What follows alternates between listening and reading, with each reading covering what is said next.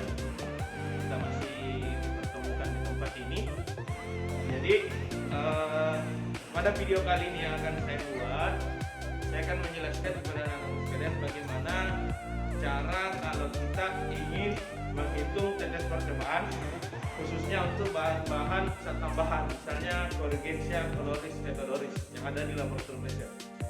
Yang mana pada pertemuan sebelumnya itu saya sudah membahas bagaimana cara kita menghitung CCO, ya, menghitung CCO. Apalagi dalam resep CCO rata-rata atau pada umumnya itu dicantumkan dalam satuan bantum satis atau secukupnya. Nah, secukupnya itu yang kita mau tahu berapa banyak kita gunakan, ya. Saksikan video saya ya sampai selesai. Oke, adik-adikku sekalian, kita lihat di sini. Di dalam kertas ini ada resep, ya, ada resep. Di mana dalam resep itu mengandung zat khasiat berupa CTM. Kemudian dia menggunakan olizoid, dia menggunakan sorbitol, dia menggunakan etanol 96%, kemudian dia pakai CCO dan dia pakai zat pelarut adalah sirup simplex, ya. Nah, langkah awalnya kalau kita dapat resep begini, di sini ada 60 mili, ya. Dan 60 mili. Jadi kita lihat di dalam resep ini untuk 5 mili, ya, dia ad 5 mili. Sedangkan kita disuruh buatnya adalah 60 mili. Jadi kalau kita mau buat perhitungan bahannya adalah yang kita mau buat dibagi dengan jumlah yang dalam resep. Jadi di sini kita mau buat 60. Komposisi dalam resepnya ini untuk 5 mili, jadi 60 per 5. Kita kali bagian-bagiannya, ya. Kita kalikan bagian-bagiannya. Misalnya CTM-nya 2, berarti 60 per 5 kita kali 2 sama dengan 24 mili. Olizoidnya sama, kita kalikan semua seperti itu. Nah, yang jadi masalah adalah CCO. Saya sudah jelaskan di pertemuan sebelumnya, CCO di sini dalam satuan kuantum satis, ya. Kuantum satis atau secukupnya. Nah, bagaimana langkahnya kalau kita mau hitung secukupnya itu? Nah, kita pakai rumus. Kita sudah tahu ada rumus pengenceran. V1 kali K1 sama dengan V2 kali K2, ya. Kita review ini pelajaran yang sebelumnya, ya. V1 adalah volume awal, volume yang kita mau buat. Volume yang kita mau buat adalah 60 mili. Jadi kita masukkan angka 60, ya. Nah, kemudian K1 itu adalah konsentrasinya. Konsentrasi awal itu range-nya kita pakai 0,01, ya. Kemudian V2 adalah yang kita cari. K2-nya adalah ini konsentrasi di lab. K2 adalah konsentrasi di lab, ya. Jadi anak-anakku sekalian, setiap kita mau membuat perhitungan ini, kita harus lihat konsentrasi berapa yang ada di lab resep. Nah, kita lihat ini, ya. Contohnya ini Corrigensia, ya. Corrigen ini dia nyatakan di labelnya ada tertulis 5%.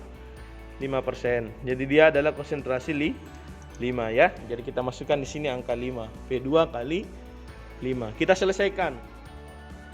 60 kali 0,01 adalah 0,6. V2 kali 5. Pindah ke sini, V2 kali 5 sama dengan 0,6. V2 sama dengan 0,6 per 5 sama dengan berapa? 0,12 mili. Nah, yang jadi pertanyaan, 0,12 mili ini bisa tidak kita ukur 0,12 mili. Sedangkan gelas ukur, ya, gelas ukur yang tersedia itu rata-rata seperti ini. Dia skala minimalnya adalah 1, ya. Dia skala minimalnya adalah 1. Kemudian ada garis-garis kecil. Jadi untuk mengukur 0,12 ini tidak memungkinkan, ya, tidak memungkinkan. Sehingga kalau kita mau menggunakan CCO itu kita harus buat namanya tetes percobaan, ya. Nah, yang dimaksud tetes percobaan saya sudah jelaskan pada pertemuan yang lalu-lalunya. Tetes percobaan adalah kita mau mengetahui bahwa untuk volume 1 mili, jadi kita lakukan tetes percobaannya per 1 mili. Untuk volume 1 mili itu berapa tetes, ya? Untuk volume 1 mili itu berapa tetes, ya? Berapa tetes, ya? Nah, jadi kita coba lakukan. Nah, jadi setiap kita membuat tetes percobaan,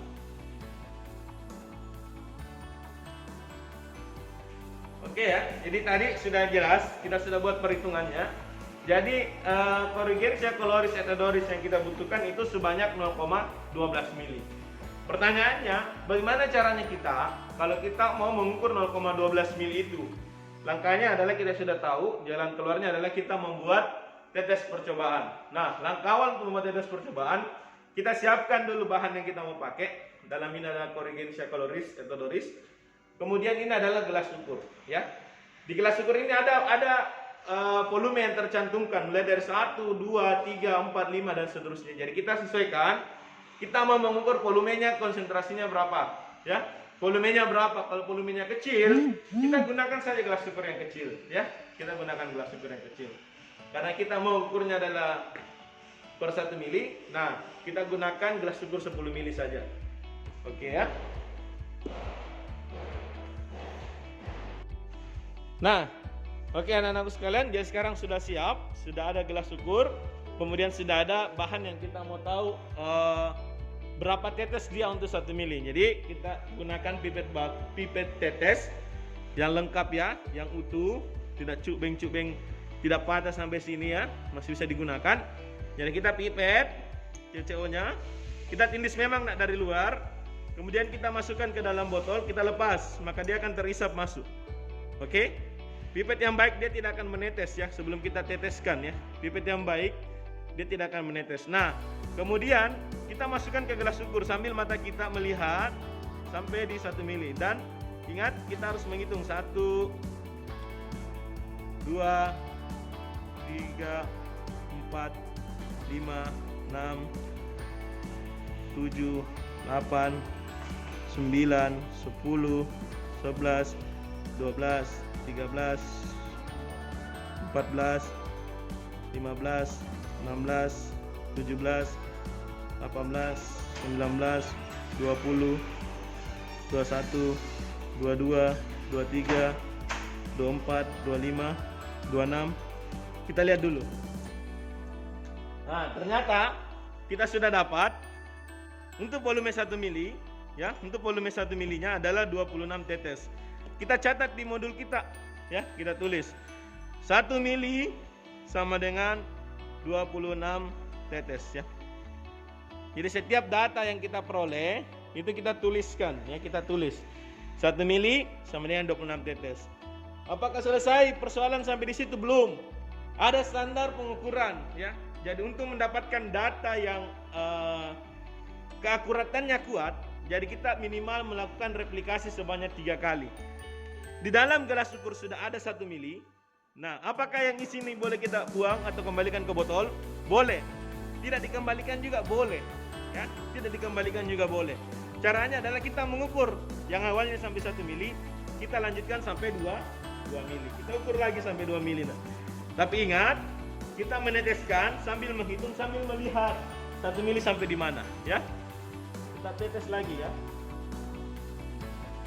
1, 2, 3, 4, 5, 6, 7, 8, 9, 10, 11, 12, 13, 14, 15, 16, 17, 18, 19, 20, 21, 22, 23, 24, 25, 26, 27, 28,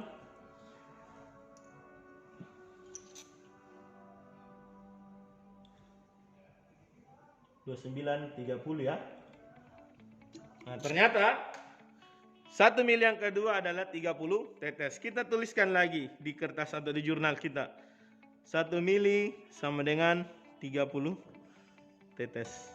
Oke, cukup sampai di sini belum? Saya sudah sampaikan bahwa standar pengukurannya adalah minimal 3 kali.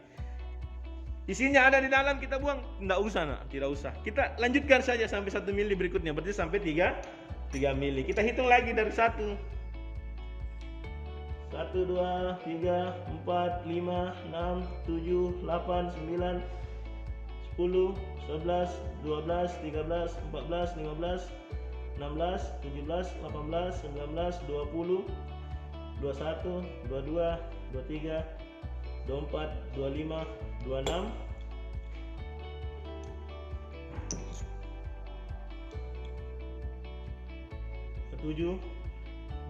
ya. Ternyata 1 mili yang ketiga adalah 28 tetes. Selesai kita punya pekerjaan. Kita tulis lagi di sini 1 mili sama dengan 28 tetes. Yang 3 mili ini yang di dalam gelas ukur kita kembalikan ke dalam botolnya karena bukan ini yang kita mau pakai. Nah, kita kembalikan ke dalam botolnya ya. Nah, kemudian setelah dapat data begini kita hitung. Ini 26, 30, 28 kita rata-ratakan ini. 4 simpan 1 84 tetes ya. Ini kita bagi 3 ya. Kita bagi 3.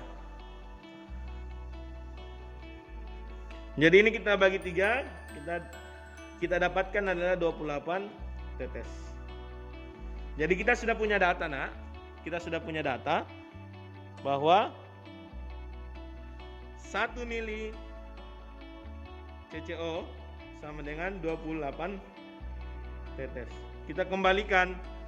Yang kita butuhkan di sini adalah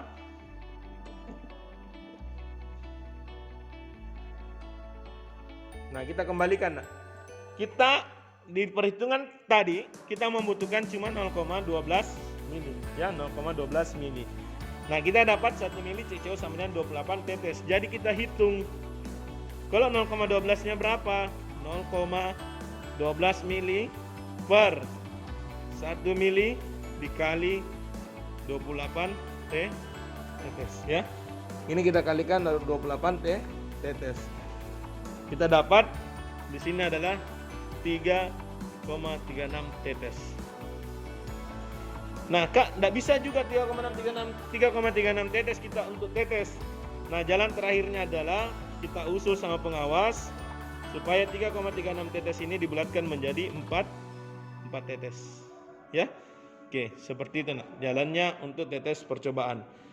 Jadi nanti kalau kita masuk praktikum tidak lagi alasan untuk tidak tahu bagaimana cara membuat tetes percobaan. Saya sudah jelaskan perhitungannya 2 kali. Kemudian saya sudah berikan tutorial cara membuatnya ya. Nah, kemudian untuk materi asistensi saya sementara menyusun sama Pak Rusman. Jadi sekarang kita sudah berada di paket 2 ya. Kita sudah berada di paket 2, jadi tenang saja, santai saja saya akan mengirimkan video materi asistensinya. Mungkin video saya untuk pertemuan kali ini cukup sampai di sini. Demikian, assalamualaikum warahmatullahi wabarakatuh.